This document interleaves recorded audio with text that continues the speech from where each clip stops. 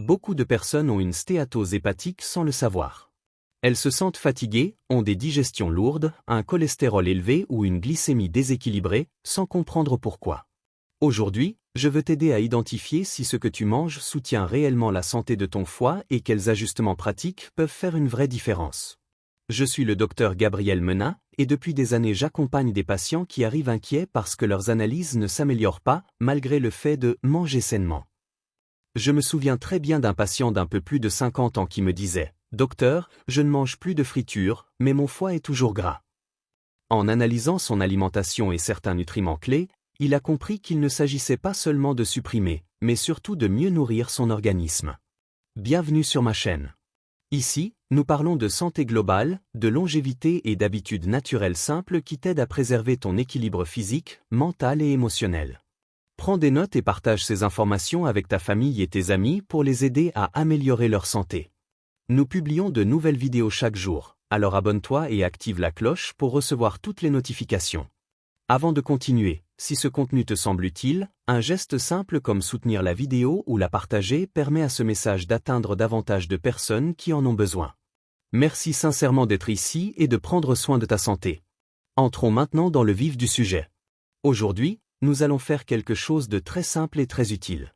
Nous allons revoir des points clairs pour que tu puisses toi-même évaluer si, à travers ton alimentation quotidienne, ton foie reçoit le soutien dont il a besoin. Il s'agit en quelque sorte d'un résumé pratique de l'essentiel de ce que j'enseigne sur l'alimentation et la santé métabolique. Si ces habitudes sont correctement appliquées, tu devrais commencer à observer des améliorations, une stéatose hépatique mieux contrôlée, un cholestérol et des triglycérides dans des valeurs adéquates, une glycémie plus stable y compris l'hémoglobine glyquée et une tension artérielle mieux régulée. Si l'un de ces points n'est pas encore à sa place, aujourd'hui est un bon moment pour le renforcer. Je veux clarifier quelque chose d'important. Je ne suis pas partisan de recommander des compléments à la légère. En réalité, je le fais rarement.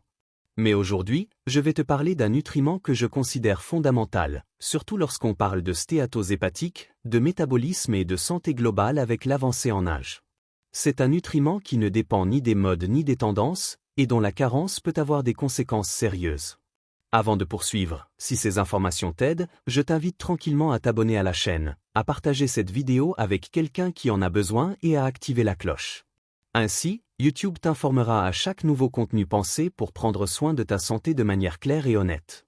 Ce nutriment dont nous allons parler n'est pas produit par les végétaux ni par les aliments d'origine animale en eux-mêmes.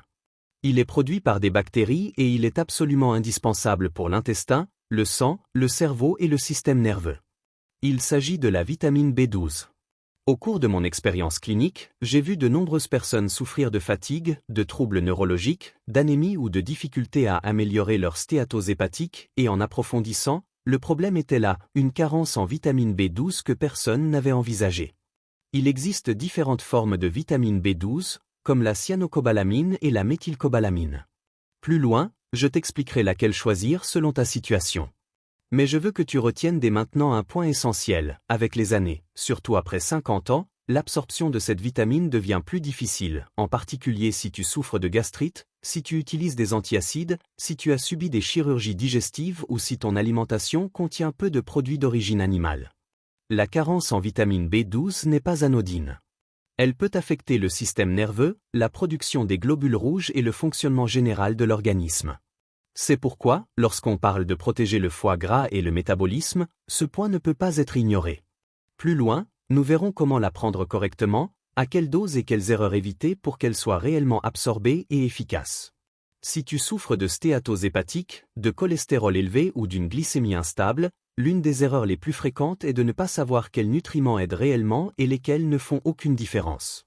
Ici, je veux lever des doutes clairs. Car lorsqu'on parle de vitamines et d'alimentation, beaucoup d'informations circulent et créent une confusion inutile. Je veux clarifier quelque chose d'important au sujet de la vitamine B12, car beaucoup de personnes me demandent si elle est dangereuse, si elle fait grossir ou si elle peut provoquer des maladies graves. Il existe des études observationnelles qui ont un temps suggéré un lien possible entre des taux élevés de vitamine B12 dans le sang et certains cancers, comme le cancer du poumon. Cependant, lorsque cela a été évalué correctement dans des études contrôlées, portant sur des milliers de personnes supplémentées pendant des années avec des doses élevées, allant jusqu'à 2000 microgrammes par jour, il a été démontré que la vitamine B12 n'augmente ni le risque de développer un cancer ni le risque d'en mourir. En pratique clinique, elle ne représente pas un danger lorsqu'elle est utilisée correctement. On entend aussi fréquemment que la vitamine B12 ferait grossir ou provoquerait une chute des cheveux. Il n'existe aucune preuve solide à ce sujet. La vitamine B12 ne fait pas prendre du poids par elle-même et n'est pas directement associée à la perte de cheveux. Sa fonction principale concerne le système nerveux, le sang et le métabolisme cellulaire. Concernant les doses, je veux que ce soit très clair et simple pour toi. Le corps ne peut en utiliser qu'une quantité limitée.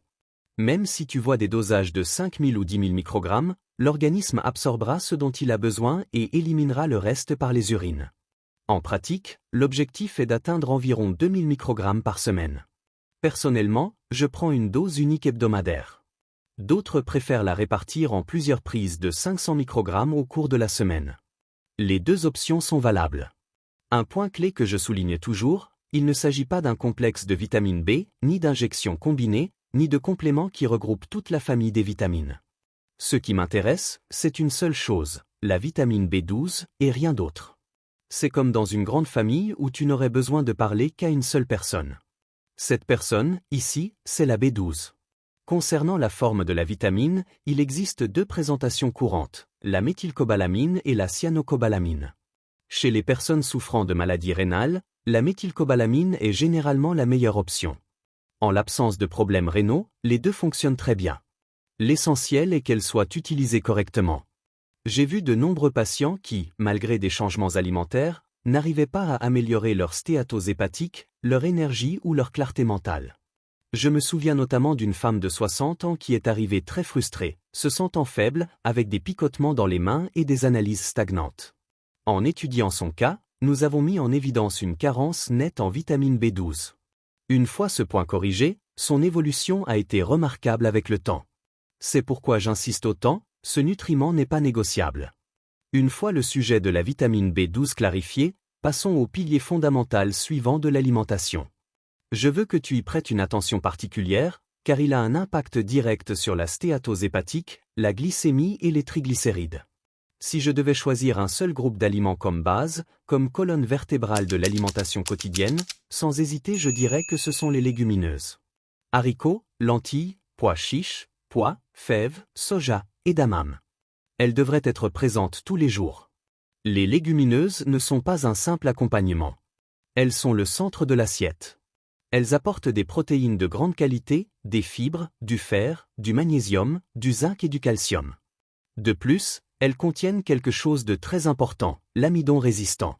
Ce type d'amidon aide à éviter une hausse brutale de la glycémie après les repas, ce qui est essentiel en cas de stéatose hépatique ou de résistance à l'insuline. Beaucoup de personnes ont peur des féculents, mais le problème n'est pas la farine en elle-même, c'est la farine dépourvue de fibres. Les légumineuses sont de l'amidon accompagné de fibres, de protéines et d'acides aminés essentiels. C'est pourquoi elles ne nuisent pas à la santé, bien au contraire. Elles protègent le métabolisme et peuvent, dans de nombreux cas, remplacer parfaitement la viande. Le corps ne raisonne pas en termes de « viande » ou de « végétaux ». Le corps raisonne en briques. Il a besoin d'acides aminés pour construire les muscles, les tissus et les enzymes. Et ces briques sont présentes dans les légumineuses. Sauf si une personne se nourrit uniquement de fruits et de légumes, une bonne utilisation des légumineuses ne conduit pas à une carence en protéines. L'idéal est de consommer environ 1,5 tasses de légumineuses par jour. Si tu les manges au déjeuner, c'est parfait. Si tu les intègres aussi au petit déjeuner ou au dîner, c'est encore mieux. Une stratégie très pratique consiste à les cuisiner en grande quantité, à les conserver au réfrigérateur et à les consommer tout au long de la semaine. En refroidissant, l'amidon résistant augmente et le bénéfice métabolique est encore plus important.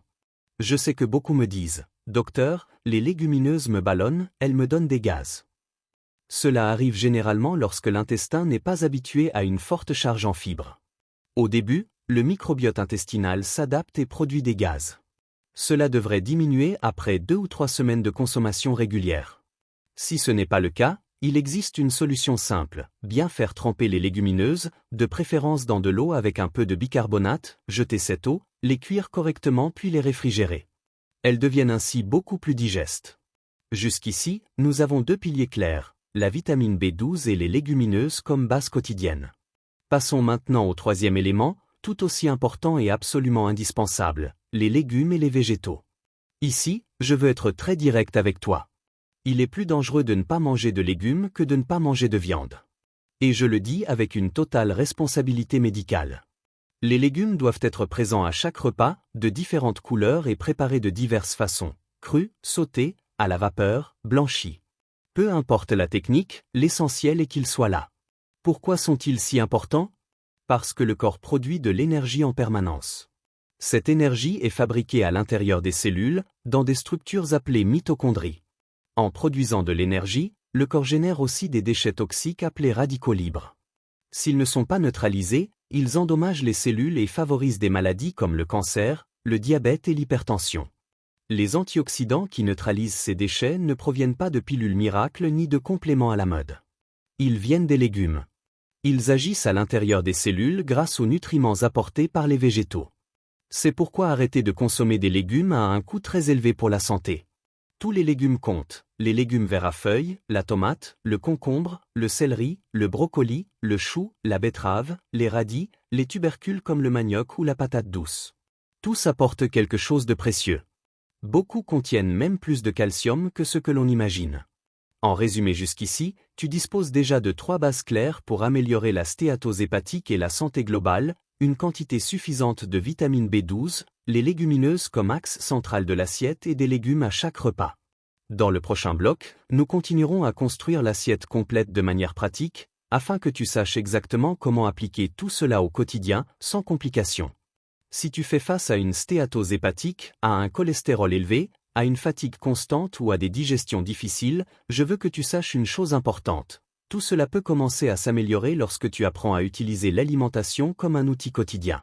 Et justement aujourd'hui, nous clôturons ce thème en te montrant comment composer ton assiette de façon pratique, simple et réaliste, pour prendre soin de ton foie et de ta santé en général. Lorsqu'on parle des glucides dans l'assiette, beaucoup pensent qu'il faut les éviter, mais ce n'est pas le cas.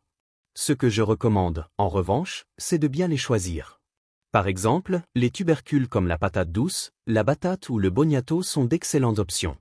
Je suggère souvent de les préparer à l'avance, idéalement la veille au soir, et de les laisser refroidir. En faisant cela, une partie de leur amidon se transforme en amidon résistant, ce qui aide à contrôler la glycémie, les triglycérides et bénéficie également au foie gras. Ce n'est pas de la théorie, je l'ai constaté de nombreuses fois en consultation.